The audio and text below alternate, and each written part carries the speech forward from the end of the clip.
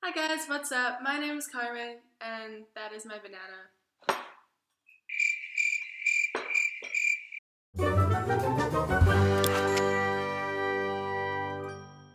Hi guys, what's up? It's Carmen here, and you've turned into France Fridays. So this week's topic, we're going to be talking about changing host families. So I don't know about other exchange programs, but I do know with Rotary, it's 1 to 4 host families that you usually have. And so that means packing up your entire life 1 to 4 different times and getting settled in a new room. As an exchange student about to change host families, your first questions usually sound a little bit like this. How do I pack up my entire life? Where do all these clothes come from? I swear I haven't even bought any yet. Mom, can you send me another suitcase? Or like 3? And it usually ends up with you lying somewhere in your room in a heap of clothing, not knowing what to do. When I was changing my first host family, I literally found so many different clothing or like random books or like knickknacks I picked up from along the way. I wasn't sure where anything had came from, and I was like, my suitcases were already full, and I had all these stuff I still needed to pack, and I was like, where the hell did you come from? What? I told my second host family because they asked how many bags I had, and I was like, oh, I only have like one big one and then a carry-on and a backpack. And they're like, okay, cool. And I showed up with like my luggage, the carry-on, the backpack, a purse, a laptop case, and then like 3 other smaller bags. And they looked at me, they're like, I don't know. Like, I don't know, guys. It's you collect things on exchange and you have no idea where half of the stuff comes from. Because I haven't even gone clothes shopping. I think I bought like a skirt. I bought a skirt, one shirt, and a jacket, a winter jacket. And that was all. And I don't know where like anything comes from. So now we're at that stage where we're all packed up, we're ready to go, we're saying our goodbyes, we're about to arrive to our new host family's house, and then you're about to begin to experience all those awkward situations and all those awkward emotions that you felt that first day of exchange. All those emotions that you were so happy to finally get out of your life have now came rushing back in. And usually it's in the afternoon or at night, so you go to bed and you wake up the next day and you realize, do I go downstairs in my pajamas or do I put clothes on? What do they do here? That is a big question. It's always like the awkward things, like you find your way walking down the stairs and you're like peeking around, seeing if people are in their PJs or not. Because some families, like my family, will stay in our PJs all day if we're just staying at home. Like, why am I going to put jeans on? No one's seeing me. I don't care. But some families, like, they don't go out of their rooms until they're fully dressed. That's just like, people don't see them in their PJs. So if you walk down the stairs and you're like, with like, your hair is all like scrunched up and like, you have like your PJs on or something, I don't know, your family's like, good morning, like, how are you? And then the day starts going and you're like, how much time am I allowed to spend in my room? Am I allowed to like, I still don't know this one. I don't know how long I'm supposed to be in my room for because it's like we have a smaller living room. So it's either like, you're in the kitchen, you're in the living room with everybody, or you're upstairs. And like, I never know what I'm supposed to do. So half the time I'm in my room, but I feel like that's really bad. But then if I'm down here, I just feel like I'm like, I don't know. Like, I don't know. I don't know. And you're like, can I eat upstairs? That's another big one because for me, I always like I don't go to bed usually unless I have a cup of tea beside me and I drink it and then I go to bed. Like I'll drink it, brush my teeth, go to bed.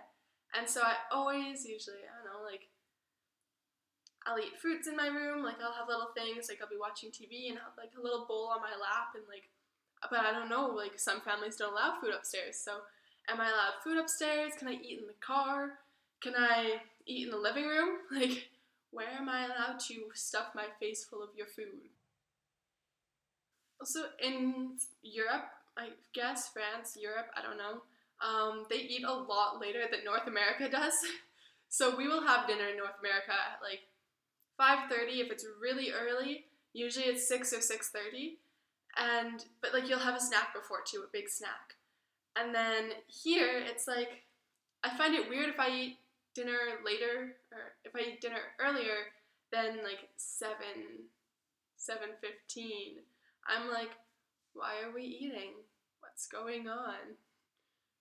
It's not 7:30 yet. Like what? But so for me, sometimes here in France, we will have dinner at like 8 o'clock, 8:15, 8:30 if it's really late. Or we'll be eating dinner at 7. And I'm like, I don't know when I can eat, because you'll get home from school, or sometimes I go to the gym after school, so I'll get home later and I'm starving because I am an exchange student and we're always hungry. But I'll be starving and I'll want to eat. But like my host mom's in the kitchen and she's cooking and I'm like, can I grab a snack? Or like, is that not really allowed here? Like, am I supposed to wait for dinner? And then so I'll end up waiting for dinner, and then dinner's like in another 2.5 hours. I'm like, oh my god, stomach. And how long are the showers? How long are the baths allowed to be? Because in Europe they take really quick showers. Maybe that's just the people I've spent time with, but they always are in and out like lightning, and I don't get it. And for me, I take really long showers. Like, even in Canada, I text my friends, be like, BRB, having a shower, and they're like, okay, see you in 2 hours. And like, it's so bad, but it's so true. And so here, I've been really trying to cut back, because I know that families in Europe usually take quicker showers. So I'll turn the shower off when I'm like shampooing my hair, and then I'll turn it back on, then I'll turn it off when I'm like lathering up with soap and like conditioner again. Like, I don't know. I try. But if you think my showers are long, did I just lose my entire footage? Oh my god. It's okay, guys. I thought I lost my footage there, but it's okay. What were we talking about? Yeah, baths. So for me, when I'm having a bath, I will go in there and it's a relaxation. It's not like in and out. Like, I'm filling the bathtub, I have candles on, I have some music playing, or I'll have like Netflix on the side, and like I'll have my tea with me. And then I'll just be like having a nice relaxing bath. And I only fill it up part way, so that when it gets too cold, I can fill it up with hot water again. And like, yeah, I could be in there all day. But I know now, like at night, my host brother, I know what time he goes to bed at, I know what time like everything happens at. So I don't have baths on school nights. It doesn't work. I can't have a bath for like 30 minutes. I can't, guys. It has to be at least an hour. An hour you have to give me. So yes, I need an hour bath. The biggest question I have on exchange, please let me know if you've like figured out how to ask this or not. Do you flush the toilet at night? Like, I don't know. I don't know if I can flush the toilet at night. I spent 3 months with my first host family and I still never found out. Like, there'd be times where I was standing over the toilet and I'm like, do I flush you or do I leave you? Like, it basically came down to the conclusion where, am I comfortable with like having my entire host family see what's left in this toilet? And if yes, then it's okay, I'll leave it. But if not, then I flush. Yeah. That was like my biggest question on exchange. So when I had the exchange student come to my house in Canada, I immediately messaged her. I was like, don't worry, you can flush the toilet whenever you want. And she's like, what? And then she messaged me after. She's like, oh yeah, like, thanks, now I know. Because it's something you don't think about. Because it's just like, you know what goes on in your household, and so you don't think about it until you're in another house, and it's like 2 in the morning, and all the bathrooms are like right beside the bedrooms, and you're like, what to do. But after you've got most of that covered, for the first, like, I don't know, it really depends on your family, but for the first, like, week or couple weeks, it's really awkward. Like, you have it's a lot of fun, but it's like, you have the awkward dinner talk, because especially when you don't speak the language fluently, and they don't speak your language, it's like this awkward table talk. You have this like awkward silence from time to time, and it's just full of awkwardness. And over time it does get a lot better. Like, I'm at the point now with my brother where I'll be like in the kitchen and he'll come up from behind and he'll just like karate punch me in the back, and I'll turn around, like fling around and like hit him in the side or something. So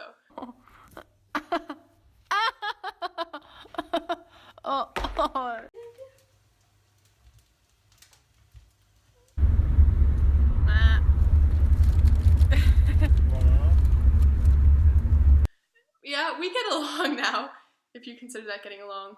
But yeah, it's a lot of fun because I'm an only child really in Canada. Well, not I have sisters and brothers, but they're like in their 30s, so it's always just been me at the house. So I've never had anyone to like play fight with or like throw punches at. My family right now, they do speak fluent English because even though I'm in France, my family actually just moved back from the United States. So it's like an American family I'm with right now, which has its ups and downs because for me, like it feels like I'm in Canada again. Like it doesn't feel like I'm in France really. And it's a lot harder to be learning the language then. It's definitely put a dent in it. But at the same time, for the pros, I felt okay because for the first 4 months, it was really hard on exchange. And I've never had a problem with being away from home, but it was more like I felt like I was away from myself because none of this is what I'm used to. None of this is like who I am. That it's a lot of different beliefs and just ways of life. And so for me to be having to go through all this without really feeling like I had anyone to lean on or anyone to connect to or to tell anything to really, it got kind of hard. I think I needed like an English family or just someone who spoke English so I could come home and tell them about the funny story that happened that day, or I could come home and rant about somebody or something, or just understand if I have questions about the language or the culture, I can explain it to you. For me, I can't eat some of the food here, and so I can actually explain it instead of just being like, no, like, no, mess, like, no, thank you, and then them being like, well, why isn't she eating the food, blah, blah, blah. Like, now they actually understand and can relate to me. So that's really good. So yeah, it's the pros and cons. To end this video, I'm going to give you some tips, I guess, for your host family and like to moving into your new bedroom. Before you leave, if they do have a daughter or a son who's on exchange especially, or has been on exchange, message them. Reach out to them, ask them questions, because they know what you're going through. They know all like the awkwardness and the questions you may have, because they've had them, or they have them. Right now I have a host sister who's actually in the States, and so sometimes like before I came here, I was like, do I do this? Do I do that? Like, what are the things that I shouldn't do in your house? Like, stuff like that. And so she understood where I was coming from because she was having those exact same questions in the States. And you might be thinking like, oh, but they're part of the family, so I can't ask them questions about their family because it could be weird. And yes, they're part of their own family, but they're part of your exchange family as well too. So they are 100% there for you and want to help you in any way they possibly can. Also, for packing your suitcase, my mom told me this tip, and bless her soul, because I'm going to use that for my next host family because I didn't know until after I had moved. But anyways, she told me that when you're packing your suitcase, if you put like all your shirts in a bag and then pack it, and all your pants in a bag and then pack it, if you have like the like suction vacuum, if you have like the vacuum that you can use, that would be perfect because it makes it all compact. Like, I can't think in English right now, but it makes it all compact, and you don't have to unpack your suitcase and be like, where are my shirts? Because they're all together, and you can literally just take them out of your suitcase and put them in your closet. Also, if you don't have any bags, I don't know how beneficial this actually is, but someone told me a long time ago, and I've just always used that technique now, rolling your clothes instead of folding them. I don't know how it works, but somehow it creates a much bigger space for your clothing, so you have a lot more room, which we all need on exchange. Also, when you go shopping, you'll get these bags, or when I went to hotels or hostels with the Rotary groups, I would take everything that I could with me, so like the shampoo bottles, the hair nets, the one had slippers, some had bags that you can put your shoes in. Those were perfect, and I'm so glad, and I took all those and I shoved them in my suitcase, because yes, they take up extra room, but when you are going to hostels with your exchange friends, or when you are going to a pool somewhere and you need to bring shampoo and conditioner, you don't want to be lugging around a huge shampoo bottle. Also, usually it's your host families, so you don't really want to be taking their shampoo. So this way you have small, compact shampoo, conditioners. If you don't want to get your hair wet, you have the hair nets, and the little baggies to put your shoes in when they're going in your suitcase. Save all of your clothes from the dirt and the pebbles and anything you might have in your shoes. So yeah, those are just some tips with your suitcase and how to transition into host families. It is hard no matter what you do, and there will be lots of days where you're sitting and you have your phone in one hand and you have your clothes somewhere else in your room and you just don't want to get off your phone.